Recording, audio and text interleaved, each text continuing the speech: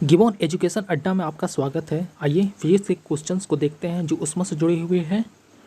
आज मैंने भाग 3 अपलोड किया है। इससे पहले मैंने भाग 1 और 2 अपलोड कर दिया है। अगर आप चैनल पे नए हो तो सब्सक्राइब करें, लाइक करें और कमेंट करें।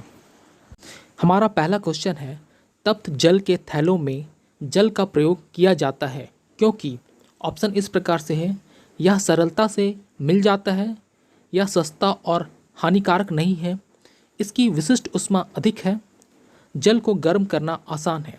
तो हमारा सही आंसर होगा ऑप्शन नंबर सी, इसकी विशिष्ट ऊष्मा अधिक है। नेक्स्ट क्वेश्चन है, धातु की चायदानियों में लकड़ियों के हैंडल लगे होते हैं क्यों? ऑप्शन इस प्रकार है, लकड़ी ऊष्मा का कुचालक होता है, इसमें बिजली का शॉक नहीं लगता, इससे पात्र सुंदर लगता है, इसमें स्वच्छता होती है। तो हमारा सही आंसर होगा ऑप्शन नंबर ए, लकड़ी ऊष्मा की कुचालक होती है। जब गर्म पानी को मोटे कांच के ग्लास के ऊपर छिड़का जाता है तो उस पर क्या प्रभाव पड़ती है? ऑप्शन इस प्रकार है, अचानक ही ग्लास विस्तारित होता है, अचानक ही ग्लास संकुचित हो जाता है, जल वाष्पित हो जाता है, गिलास में रासायनिक अभिक्रिया होती है। तो हमारा सही आंसर होगा ऑप्शन नंबर ए, अचानक ही ग्लास विस्तारित हो जाता है। पानी का घनत्व किस ताप पर अधिकतम होता है? ऑप्शन इस प्रकार से है, 0 degree Celsius, 4 degree Celsius, -4 degree Celsius या फिर 100 डिग्री सेल्सियस।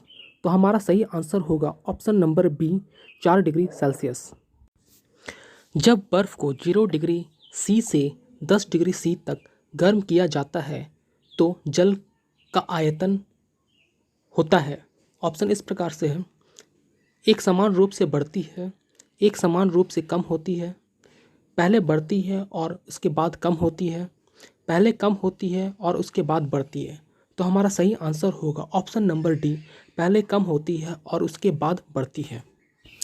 क्वेश्चन है हमारा, लोलक घड़ियाँ गर्मियों में सुस्त हो जाती है क्यों?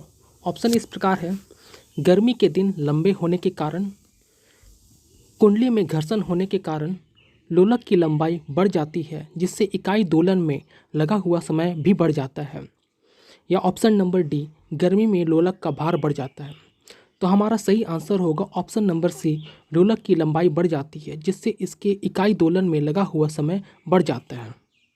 नेक्स्ट क्वेश्चन है, जब किसी कांच के बोतल में पानी भरा जाता है और उसे जमने के लिए छोड़ दिया जाता है तो बोतल टूट जाती है क्योंकि? ऑप्शन इस प्रकार है, पानी जमने पर फैलता है, बोतल हिमांक पर सिकुड़ती है, बोतल के बाहर का तापक्रम अंदर से ज़्यादा होता है, पानी गर्म करने पर फैलता है। तो हमारा आंसर होगा ऑप्शन नंबर ए, पानी जमने पर फैलता है।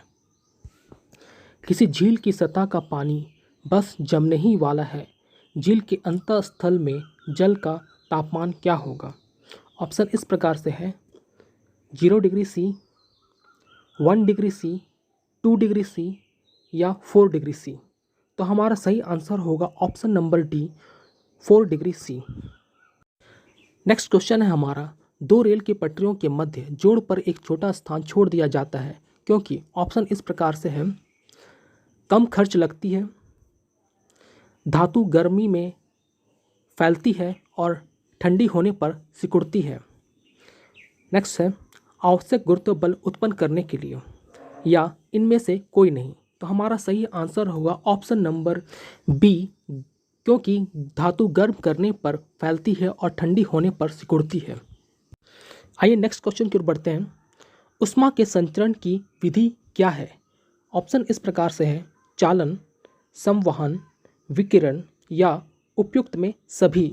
तो हमारा सही आंसर होगा ऑप्शन नंबर डी, उपयुक्त में सभी।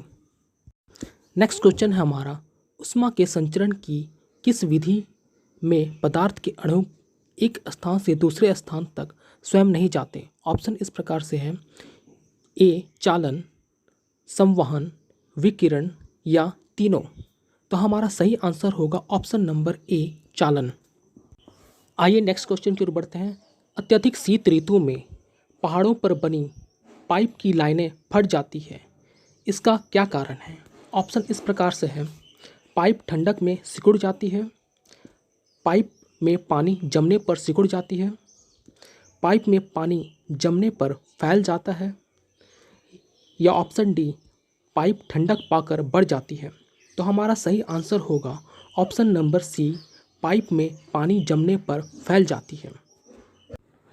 द्रव तथा गैस में ऊष्मा का स्थानांतरण निम्नलिखित में से किस विधि द्वारा होता है? ऑप्शन इस प्रकार से है, चालन, संवहन, विकिरण, इनमें से सभी। तो हमारा ऑप्शन होगा बी, संवहन द्वारा। आइए नेक्स्ट क्वेश्चन की ओर बढ़ते हैं। विद्युत केतली में पानी गर्म होता है क्योंकि ऑप्शन हमारा इस प्रकार से है, चालन के कारण, संवहन के कारण, विकिरण के कारण, या इनमें से सभी। तो हमारा सही आंसर होगा ऑप्शन नंबर बी, संवहन के कारण। आइए नेक्स्ट क्वेश्चन की ओर बढ़ते हैं। सूर्य की ऊष्मा पृथ्वी पर निम्नलिखित में से किस प्रकार के संचार माध्यम से आती है?